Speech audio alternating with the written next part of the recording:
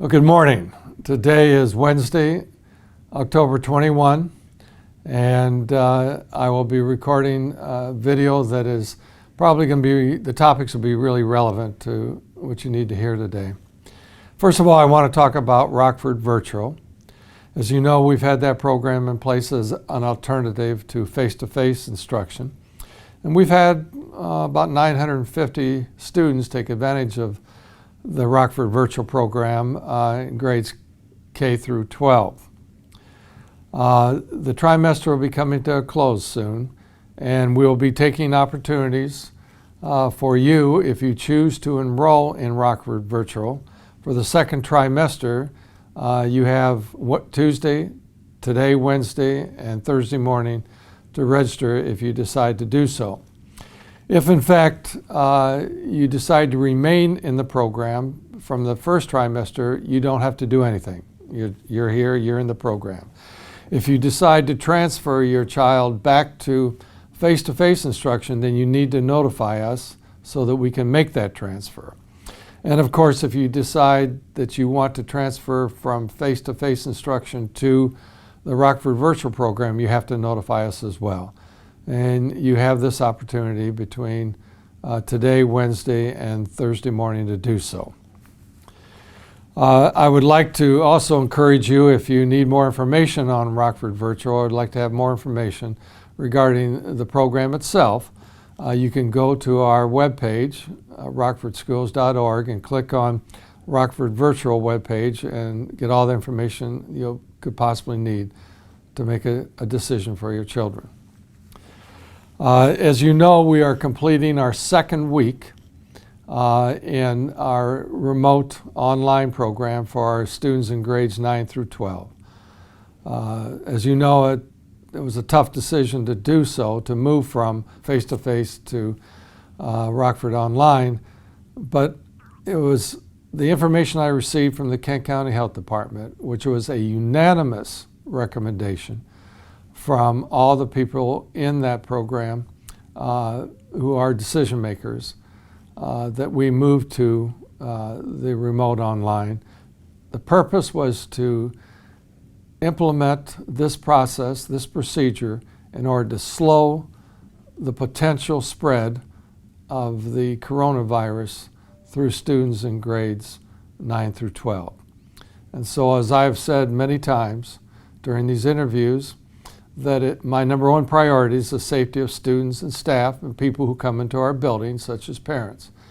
And so when I get a unanimous recommendation from the Kent County Health Department, I listen to that. And in fact, that's why we moved to our remote online program. It will be imperative that when students come back, that we continue to practice the same safety protocols as we have done prior to going to remote online. Students will be invited back to our face-to-face program at the high school level, 9 through 12, this coming Monday, October 26th. So you should plan on either riding a bus or driving to school, or you as parents bring your children to the 9th grade and our 10-12 buildings. There have been several elementary classrooms that have had to go on remote online as well. But with elementary students, it's different because they are cohorted.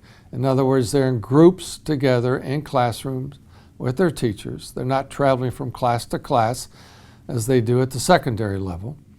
And we have had, as I said, several incidences of where a student has brought COVID into the classroom and our staff member, and those students in those classrooms have gone remote online, and the teacher has gone remote online as well from his or her home, and that has been working out just fine. But in my assessment, we have done a pretty good job. That's we being the Rockford Public Schools, our staff and our students, to keep the COVID pandemic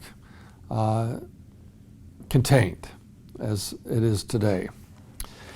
I think it's important to note that the Kent County Health Department, along with the Michigan Department of Health and Human Services, has been reporting for the last week or so an increase, a steady increase in positive cases.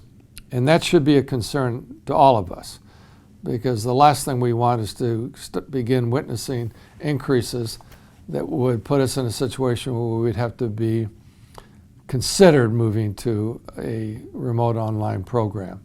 I would prefer that we keep our students face-to-face or in our Rockford virtual program.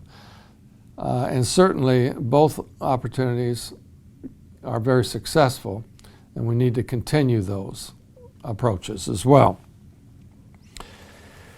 I think our number one issue is to keep students and staff safe, and we also want to continue to our co-curricular programs as well, whether they be athletics, band, choir, drama, whatever our co-curricular programs are, athletics.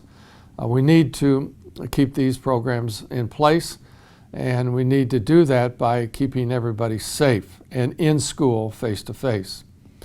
The superintendents in Kent, Ottawa, and Muskegon County sent a letter to all their parents and staff just recently, and I know you've received your letter as well from me in Rockford, and we sent that email out to all those parents in those three counties to ask that you continue to work with us, school districts throughout those three counties, to follow safety protocols so that we can contain this coronavirus until a vaccine is created or other protocols are in place that we can begin lessening this virus attack on people.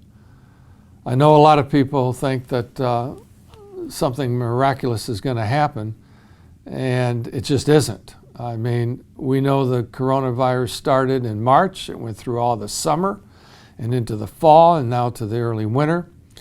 And we know that with the flu, it's seasonal. Colds are usually seasonal.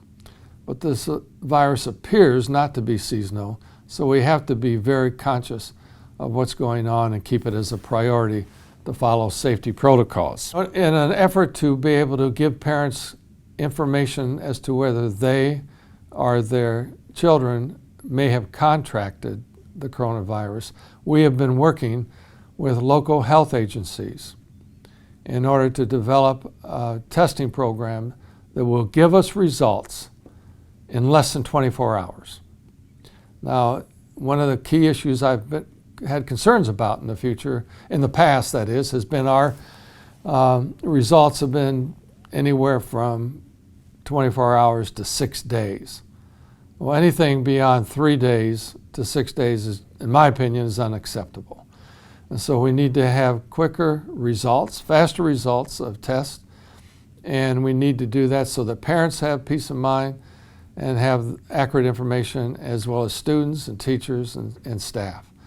And so therefore we're forming a partnership with a hospital that has a branch here in the Rockford area, and we will be rolling that program out very soon, in which you'll have an opportunity to get test results back. The school district will have an opportunity to get test results back, and the Kent County Health Department will have the opportunity to get test results back in 24 hours or less. I'm certainly looking forward to that opportunity. Finally, I'd like to thank all the parents, the teachers, the support staff, the administrative team, the students, the Board of Education, for all of your cooperation in working with us, the school district, in a collaborative way in implementing proper safety protocols and continuing to support our teachers and our support staff in this difficult time as we present our instructional programs, teaching and learning, to our students. And I ask that you please continue to work with our school district as parents and as students to support the safety protocols that are in place so that we can control this pandemic and keep as safe as possible our learning environments and our co-curricular environments for our students. I hope you all have a safe week, and I look forward to talking to you next Wednesday. Thank you.